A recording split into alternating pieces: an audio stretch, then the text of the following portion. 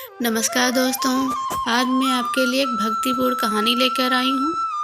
एक नगर में एक सेठ और सेठानी रहते थे। सेठ गणेश भगवान के बहुत बड़े भक्त थे।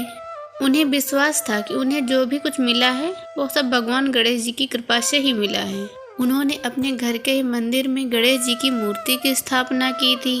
वह नियम से प्रतिदिन पूजा पाठ किया करते थे और गणेश जी को भोग लगाया करते थे।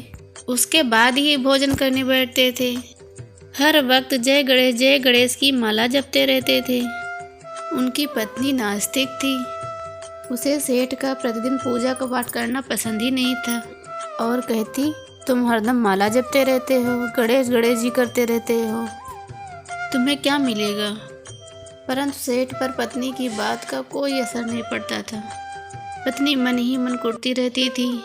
एक दिन सेठ को व्यापार के सिलसिले में बाहर जाना पड़ा। वह पत्नी से बोले कि तुम सुबह उठकर रोज गणेश जी को भोग जरूर लगाना। इतना कहकर सेठ जी व्यापार के लिए बाहर चले गए। पत्नी ने गणेश जी को उठाया और एक कपड़े में बांधा और उन्हें ले जाकर आंगन में एक गड्ढा किया। उस गड्ढे में गणेश जी की मूर्ति को गाड़ दिया। ऐसा करके वो बहुत खुश हुई और मन ही मन में बोली, देखती हूँ कैसे बाहर निकलते हूँ। अगले दिन सेठ घर लौट आए। आते ही वो गणेश जी के दर्शन करने मंदिर को गए। वहाँ जाकर वो हैरान हो गए क्योंकि वहाँ गणेश जी की प्रतिमा गायब थी। उन्होंने अपनी पत्नी से इस बारे में पूछा तो वो बोली, मुझे क्या पता हो कि कहाँ गए। सेठ जी ने पूरा घर छान मारा पर प्रतिमा कहीं नहीं मिली। सेठ बहुत उदास हो गए। इसी बात को लेकर उन्होंने कुछ नहीं खाया।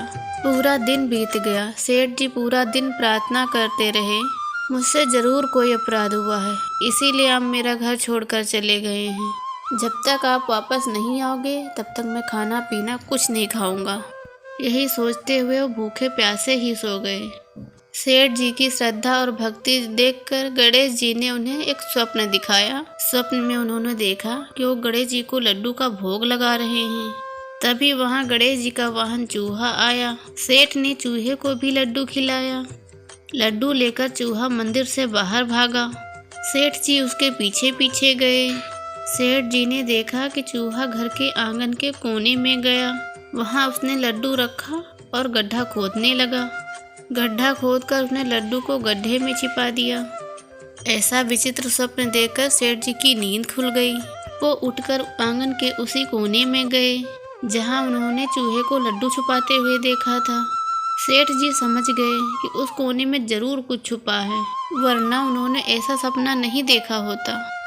उन्होंने उस जगह को खोदना शुरू किया। थोड़ी देर खोदने के बाद उन्हें कपड़े में लिपटी हुई गणेश जी की मूर्ति दिखाई पड़ी। मूर्ति मिलते ही गणेश जी खुशी से झूम उठे। उन्होंने प्रतिमा उठाई और दूध से नहलाकर फिर से मंदिर में स्थापित कर दिया। उन्होंने बड़ी ही श्रद्धा से पूजा पाठ संपन्न किया। फिर वो पत्नी के पास गए और उन्हें वो सारी बातें बता दी। ये सुनकर उनकी पत्नी भी आश्चर्य में पड़ गई और दौड़ते हुए मंदिर को गई और भगवान जी से क्षमा मांगी और सेठ जी को अपनी सारी करतूत बता दी और उनसे भी माफ़ी मांगी और सेठ जी से बोली कि हम दोनों मिलकर अब गणेश जी का भोग लगाया करेंगे, गणेश जी की आराधना करेंगे। गणेश जी की कृपा से उनका घर धन दौलत से भर गया। दोस्तों, गणेश जी हमेशा अपने भक्तों पर कृपा करते हैं। अगर वीडियो पसंद आए तो प्लीज़ सब्सक्राइब करना।